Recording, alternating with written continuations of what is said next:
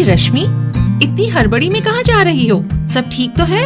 क्या बताऊं दीदी, आज ही लोन की किश्त चुकानी है, इसलिए जल्दी जल्दी बैंक से पैसे निकालकर सेंटर में जमा कराने जा रही हूँ। बस इतनी सी बात? ये तुम्हारा स्मार्टफोन कब काम आएगा?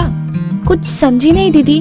मैं सब समझाती हूँ। QR कोड की मदद से अभी तुम्हारे किश्त भरते हैं। क्या? यहाँ बैठे बैठे? बिल्कुल। क्या तुम्हारे पास आधार और बैंक अकाउंट है? और क्या तुमने अपने बैंक आधार और मोबाइल को बैंक अकाउंट से जोड़ रखा है? जी दीदी। बहुत बढ़िया। इसका मतलब है कि तुम QR कोड की उपयोग के लिए तैयार हो। भारत सरकार द्वारा स्थापित NPCI ने हम सबकी सुविधा के लिए UPI पे आधारित डिजिटल पेमेंट की व्यवस्था शुरू की है।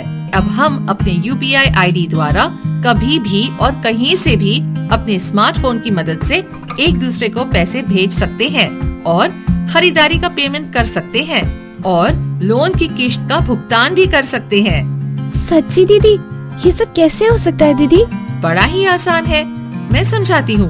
अब सबसे पहले अपने फोन में UPI भीम को एक्टिवेट करके अपनी UPI ID बना लो।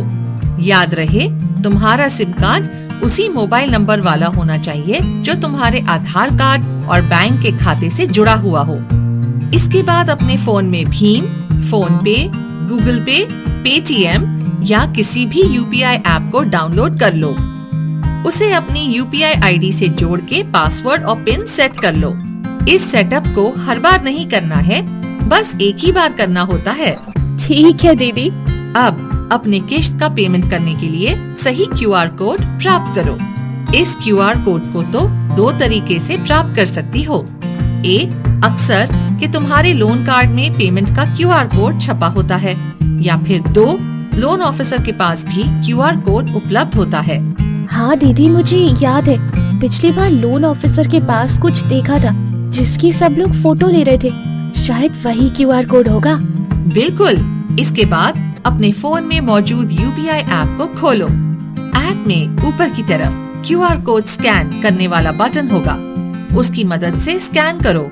स्कैन करते ही पेमेंट प्राप्त करने वाले का नाम आ जाता है। अच्छी तरह से चेक कर लो कि ये तुम्हारी फाइनेंस कंपनी का ही नाम है, किसी और का नहीं। अब लोन किश्त के लिए जितने रुपए का भुगतान करना है उसे एंटर करो।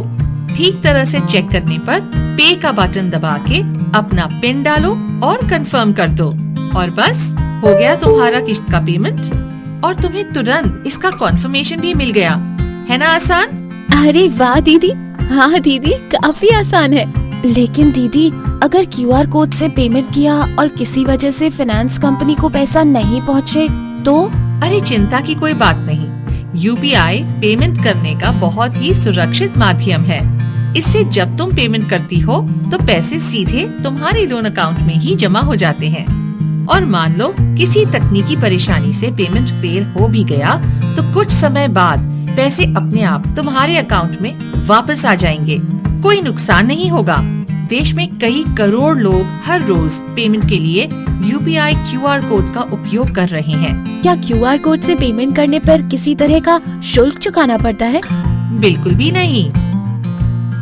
फिर तो दीदी ये बड़े ही काम की चीज है। आपका बहुत बहुत धन्यवाद मुझे विस्तार में समझाने और मेरा UPI ID सेट करने के लिए भी। अरे कोई बात नहीं रश्मि, मुझे खुशी है कि तुम्हारी समस्या का हल हो गया। वो भी बैठे बैठे।